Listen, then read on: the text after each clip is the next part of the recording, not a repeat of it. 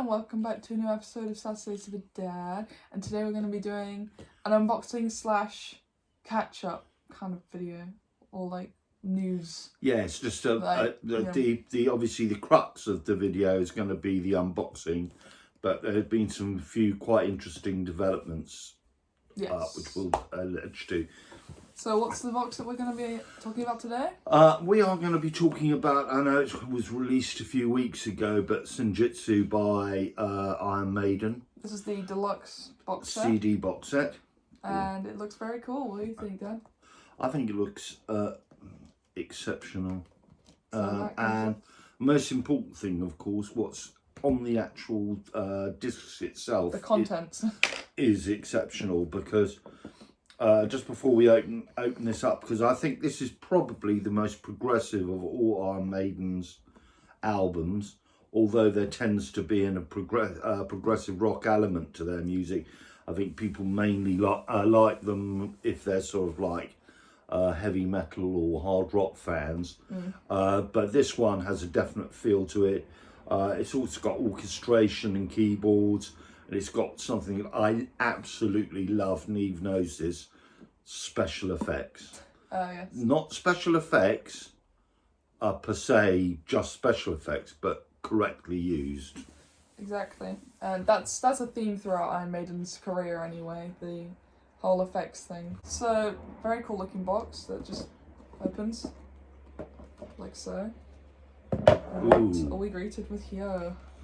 That's the inside. Yep, it's got cool Eddie artwork, which is also in the CD. The vinyl. The CD and the vinyl gatefold. That's the word I'm looking for. If you open it out, that's the same artwork that you have in there. And this comes out very fancy, and it's just, I think that just holds the stuff in place. It's very, very oriental, and in the best way. It's so creative. And I think that Iron Maiden, the people who produced this box set for Iron Maiden, have got exactly the right feel to this. This is marvellous as well. But as I say, it's not digressing from the wonderment of the music. So then we open, and there's a folder. Whoa! The folder of stuff, and this is like embossed. Yeah. You know. It's 3D. I think it's more this way, isn't it, hon? Yeah. Yeah, that's the one. And the old samurai warrior. And what is it in here? Stuff. Extras. Whatever you want to call it. Let's take a look. Oh, there's a little thing at the bottom. Okay. So, okay. We have what looks like an instruction sheet. I think you can make something like a cutout of the hat, the samurai hat. Yeah. I believe that is it. That could be it, because that was in. It is. Yeah. It was in at the bottom with it. Yeah. And then we got art cards. Yeah. Very nice. That you can display if you so wish to. There's Eddie Samurai. I think this is my favourite one. This is 3D. Very, very good. Very, very good. 3D. And of course, it's the thing about it in a way is that I don't, as the owner of this box set, and Neve would agree with me, I don't particularly want this on the wall or anything like that. Keep it nice. Simply because it compromises the whole box set. I'm quite different. I like hanging stuff up because it looks cool. And then this is what was underneath the folder. So we got the CD, obviously, right here at the bottom. But this isn't like the CD that you can get, you know, in HMV or wherever you buy your CDs, Amazon, Discogs, eBay. This has got a lot of things attached to it. So we have, obviously, the album, which is held together. And I think, is there a DVD attached to it? There is, yep. So there's a little thing that you have to take off, which I don't like when they include these because I'm always scared to rip them. And sometimes I have ripped them accidentally. So we have, obviously, the CD, as I mentioned at the beginning. If you take out the CDs, you have the same artwork that I showed earlier. This is the version that I have at home, back in Brighton.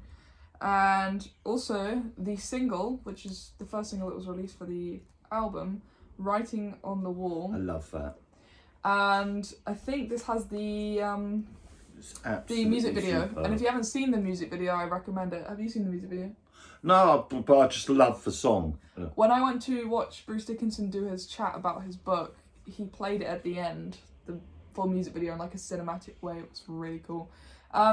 Another thing about this box set that we've got is that I believe there was a malfunction with the actual the booklets from each album, because if you see here, this is the regular album and this has the Writing on the Wall booklet inside, which it should have the regular album, so it's got the same one in the Writing on the Wall CD as well, so that was a little bit of a mishap on their behalf.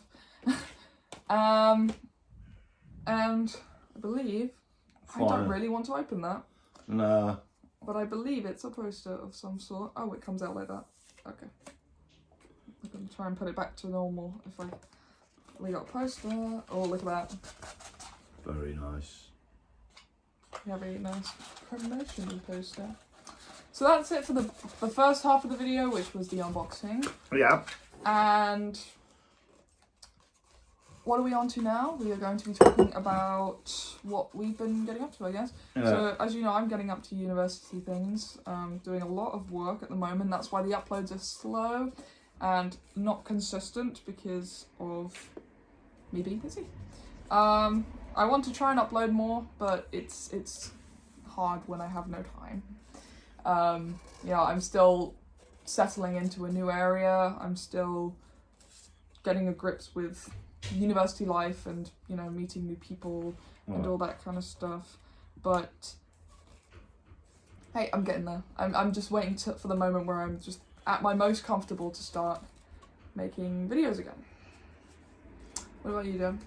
Well, nothing too much. Just chilling at home? I don't know. I'm just chilling out, and I don't know if we mentioned about the porcupine tree gig, did we?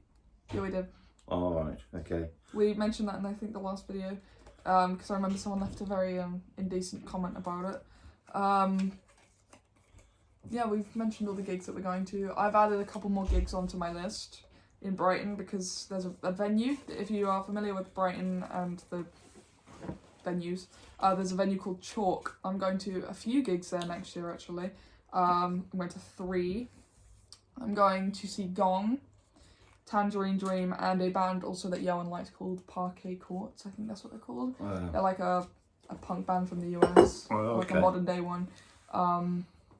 So yeah, those are a few more gigs that I'm going to be attending. Talking about gigs, we can talk about last Thursday night, can't we? Oh yeah, we have not mentioned that yet, have we? So we went to Stamford Bridge, Chelsea's football ground, on Thursday night. But they, underneath the stadium, they have a thing called Under the Bridge, where they have... It's like a little bar venue. It's like a bar. I think you can hire it, but they also have gigs there. And on last Thursday night, they hosted a band called Live Dead 69, which comprised of the first keyboards player of the Grateful Dead, Tom Constantin, and then 2 other guys, Slick Aguirre and I think it's Mark Kalen, who are both in a few of the Dead Splinter bands, should I say, like Dead and Company and Rat Dog and things like that, Bob Weir's band. So they all were very much versed into the Grateful Dead and their music, and they were simply wonderful. I mean, I would imagine there was about, 300, 400 people?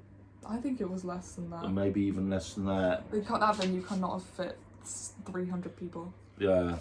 It was definitely more like 100. Well, I don't know how many it was, but we enjoyed it. And they played a load of great numbers and, obviously memories flooding back and everything.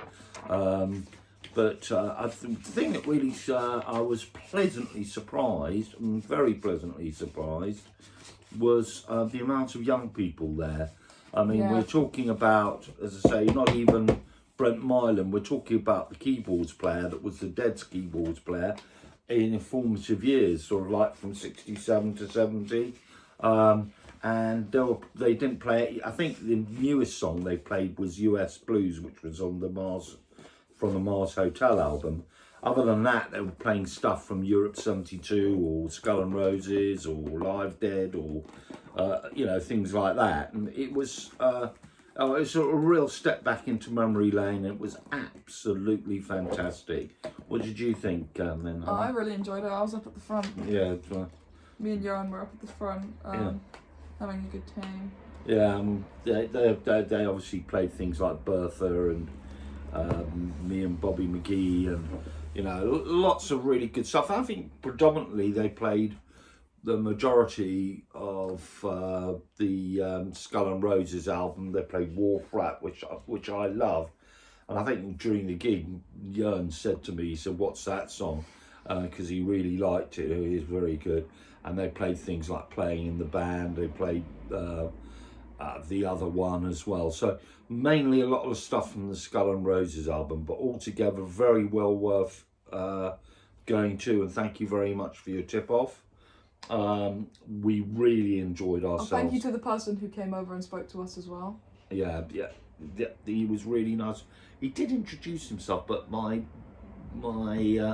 memory's so lamentably short. I can't remember his name. He was really nice.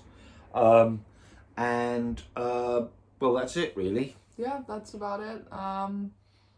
There's only one little thing that I want to mention now, which just came out 2 days ago, and as the months progress, I'll probably allude to it a lot more. It was announced on DeadNet and also in Rolling Stone and one of the US film or movie magazines. You might have heard about this already. You may have heard this, that Martin Scorsese has signed up with the screenwriters, some very famous screenwriters, to write or do a biopic on the Grateful Dead. Jonah Hill. With Jonah Hill as Jerry.